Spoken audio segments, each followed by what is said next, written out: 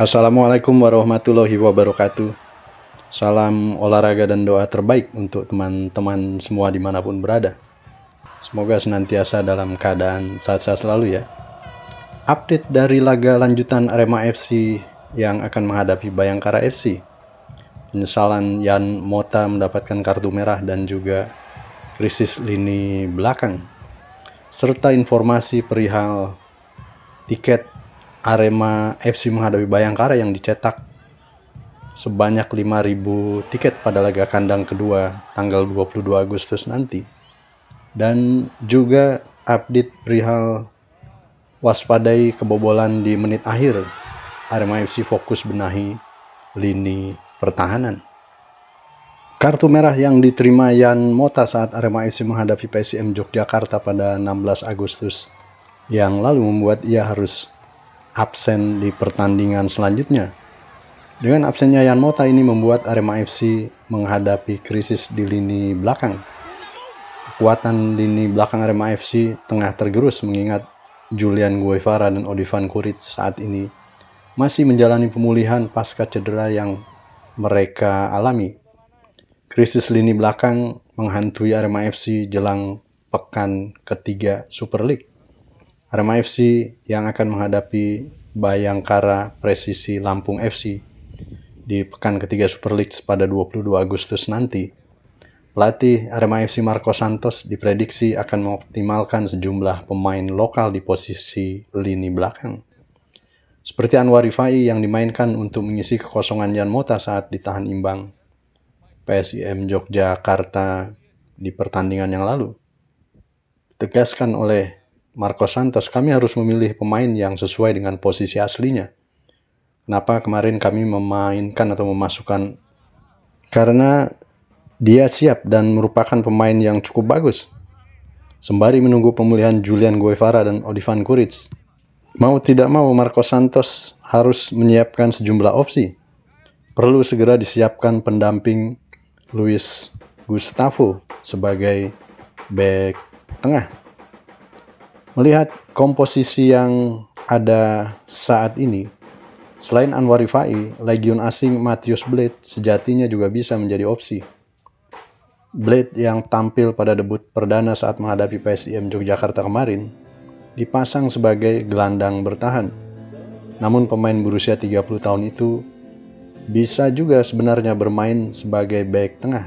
Body balance yang kuat dan kecepatan di atas rata-rata menjadi keunggulan dari Matheus Blade. Marco Santos pun menambahkan, saya melihat Blade pemain yang bagus di lini tengah. Makanya kami memasukkan Rifai yang juga bagus dan ia sudah siap di lini belakang, kata Marco Santos. Di sisi lain, bek tengah atau stopper Arema FC asal Brasil Yan Mota mengurai penyesalannya setelah mendapatkan kartu merah dalam pertandingan tersebut. Bermain di Stadion Sultan Agung Bantul, Arema FC harus puas dengan hasil imbang 1-1 dari tuan rumah PSIM Yogyakarta. Akibat kartu merah yang didapatkan Yan Mota, mau tidak mau, ia harus absen pada pertandingan berikutnya melawan Bayangkara Presisi Lampung. Yan Mota yang didakwa menjatuhkan striker PSIM Nermin Haljeta yang awalnya cuma diganjar kartu kuning oleh wasit, namun setelah mengecek video assistant referee atau VAR, wasit mengubah keputusannya menjadi kartu merah. Petaka bagi Arema FC berlanjut di menit 88 setelah PSIM mampu menyamakan kedudukan menjadi 1-1, sebuah gol bunuh diri yang terjadi akibat sapuan bola pemain gelandang kanan Betinho yang berupaya menyundul bola dengan kepalanya justru mengarah ke gawang timnya sendiri. Dan gara-gara kartu merah dalam pertandingan melawan PSIM, Yan Mota menyampaikan permintaan maaf melalui media sosialnya. Ini poin penting, jauh dari rumah. Maaf untuk tim saya dan supporter.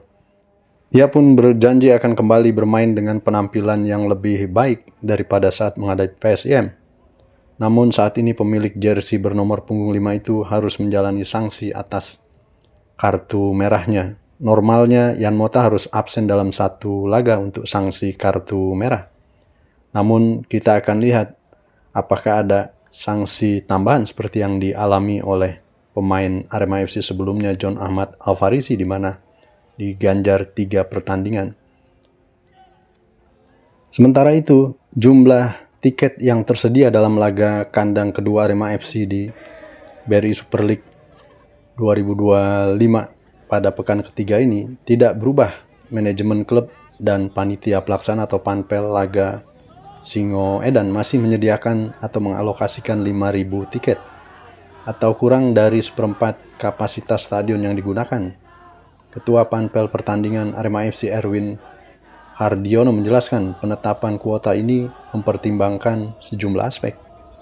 Pertama, potensi animo para pemain ke-12 pada laga melawan Bayangkara FC Presisi. Sebelumnya Arema FC tidak mempunyai rivalitas yang kuat antara Arema FC dan Bayangkara dengan klub yang identik berkostum kuning itu. Laga Singo Edan melawan Bayangkara FC sebelumnya berlangsung pada musim 2023-2024 yang lalu.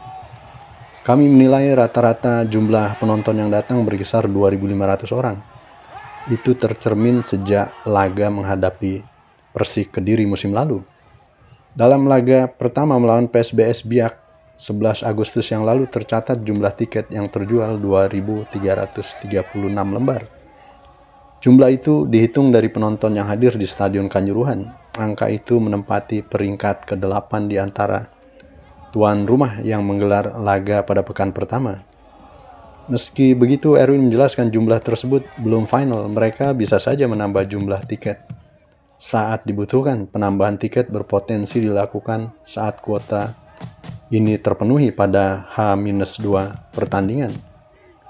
Menurutnya, jumlah tiket yang terjual tentu saja sebanding dengan petugas keamanan yang akan diturunkan. Artinya salah satu perhitungannya dari aspek tersebut. Jadi sebelum penambahan kuota tiket juga perlu melakukan koordinasi dengan pihak keamanan. Pada Rabu nanti akan dilakukan rapat koordinasi dengan Polres Kabupaten Malang dan Polda Jawa Timur. Tujuannya untuk mengulang proses pengamanan laga sebelumnya yang berhasil. Laga Arema FC menghadapi PSBS Biak tidak ada insiden baik di dalam dan di luar pertandingan. Untuk level pengamanannya diperkirakan medium karena masih euforia bulan Agustus. Dan diperkirakan sekitar 1.400 personel gabungan yang akan mengawal laga tersebut. Demi memberikan pertandingan yang aman, akan meningkatkan pengamanan di objek-objek vital sekitar Stadion Kanjuruhan. Dalam laga pekan ketiga Super League itu, tiket pertandingan tersedia 5 kategori, seperti pada pertandingan sebelumnya, di mana Aremania sudah mulai bisa mendapatkan tiketnya melalui online, baik melalui aremaxes.com tanpa KTA dan juga bisa melalui aplikasi Aremania Utas. Dan ditegaskan oleh Panpel, tidak ada penjualan tiket secara offline atau di lokasi. Di sisi lain, Arema FC mewaspadai kebobolan pada menit akhir dan fokus benahi pertahanan. Meski belum terkalahkan dalam 2 laga Super League, tim pelatih Arema FC enggan berpuas diri. Mereka melihat Singo Edan mempunyai beberapa kekurangan setelah membawa pulang 1 poin dari Yogyakarta. Salah satu pekerjaan rumah yang jadi fokus Marco Santos yaitu kebobolan pada penghujung laga. Pelatih asal Brasil tersebut enggan meremehkan situasi tersebut. Dia melihat bisa menjadi petaka saat hal serupa terulang kembali pada laga selanjutnya. Apalagi situasi tersebut membuyarkan kemenangan timnya saat melawan PSM Yogyakarta. Kalau kami bisa tetap menjaga tim tetap terorganisasi, kami bisa bermain lebih baik dan mempertahankan keunggulan yang ada.